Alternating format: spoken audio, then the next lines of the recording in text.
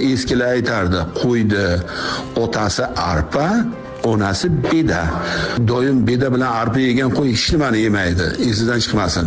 Chunki bedada bor oqsil qo'yni organizmiga kerakli bo'lgan bir necha xil mikroelement ta'minlab beradi.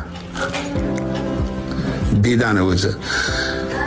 Arpa ham xuddi shunga o'xshash. Arpa ham omoqdayim, ham qora xo'shaydi o'rnini bosib beradi arpa. Shu ikkalasini udda qilib berib bilgan odamda qo'yida umuman muammo bo'lmaydi. Butun jonzotning husni og'zidan kiradi. Husni. Eng pachaq qo'yga ham ozgina mehr bersa, chiroyli qo'yga aylanadi. Mana shu narsaga e'tibor berish kerak. Jun yeyish, kesak yeyish bular vitamin yetishmovsizligidan kelib chiqadi. Birinchi qo'yni nima bilan boqyapsiz? Ana shunisiga ahamiyat bering. Qo'yni yemini dag'al xashak deydi. O'sha dag'al xashakni durishta qilib bir necha xilini bering. Ora-churada qamish bering. Ozroq bo'lsa ham, yontog'dan bering qo'shib ozroq bo'lsa ham, bularni o'zini hammasini mikroelementlari bor.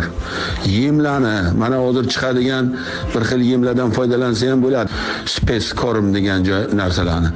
Undan keyin qo'shimcha narsalarga o'tish kerak. Oxirlarida hamma vaqt tuz bo'lish kerak, hamma vaqt tuz turish kerak.